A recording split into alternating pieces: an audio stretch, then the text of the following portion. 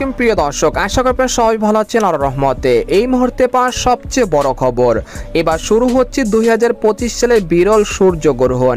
6 minute অন্ধকারে থাকবে পৃথিবীর একাংশ। 48 ঘন্টা পরেই দেখা যাবে 2025 সালের দ্বিতীয় সূর্যগ্রহণ। হঠাৎ দিনের বেলায় নেমে আসবে অন্ধকার, ক্ষণকের মধ্যেই অন্ধকারে ছেয়ে যাবে চারদিক, যা দেখার জন্য অধীর আগ্রহে বসে আছেন জ্যোতির্বিজ্ঞানীরা। এটা হতে চলেছে 100 বছরের মধ্যে সবচেয়ে বিরল সূর্যগ্রহণ।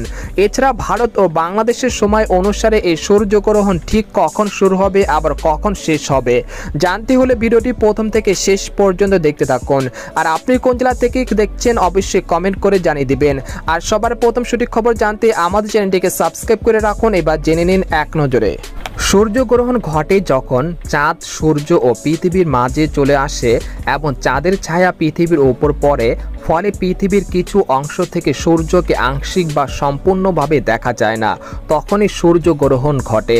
তবে এমনই মহাজাগতিক ঘটনার সাক্ষী হতে চলেছে পৃথিবীতে। এটি দেখা যাবে আগামী রোববার, আর এটি হতে চলেছে এই বছরের শেষ সূর্যগ্রহণ। তবে কি বাংলাদেশ ও ভারত থেকে কি দেখা যাবে, বিস্তারিত জেনে নিন। এদিকে আরও জানা যায়, সূর্যগ্রহণের দিন পৃথিবীর একাংশ অন্ধকারে ঢেকে যাবে। গ্রহণটি টানা 4 ঘন্টা 24 মিনিট স্থায়ী হবে। আগামী রোববার 21শে সেপ্টেম্বর রাত 11টা 29 মিনিটে আংশিক সূর্যগ্রহণটি শুরু হবে। গ্রহণটি শেষ হবে দিবাগত রাত 3টা 53 মিনিটে। পূর্ণ আংশিক সূর্যগ্রহণের দৃশ্য দেখা যাবে 1টা 41 মিনিটে। তবে ওই সময় বাংলাদেশে ও ভারতের আকাশে রাত থাকায় এই দৃশ্যটি দেখা যাবে না। এই সূর্যগ্রহণ বাংলাদেশ এবং উত্তর গোলার্ধের অধিকাংশ দেশে দেখা যাবে না, অর্থাৎ বাংলাদেশেও দেখা যাবে না।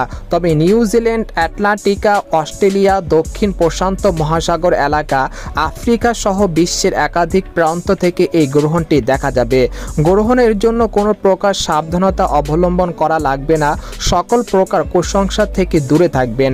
আর ভিডিওটি শেয়ার করে সবাইকে জানিয়ে দিন। কোরআন ও হাদিসের আলোকে সূর্যগ্রহণ নিয়ে আমরা জানতে পেরেছি যে চন্দ্র ও সূর্য মহান আল্লাহ তাআলার নিদর্শন সমূহের মধ্যে দুইটি নিদর্শন, আর তাতে গ্রহণ লাগা আল্লাহ তাআলার হুকুমেই হয়ে থাকে।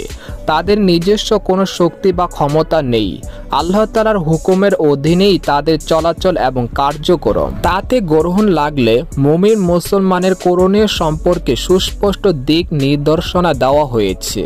সুতরাং চন্দ্রগ্রহণ এ সময় বেশি বেশি দোয়া করা, তাসবিহ পড়া, তাওবা ইস্তেগফার করা, নামাজ পড়া এবং দান সৎকার আবশ্যক কর্তব্য।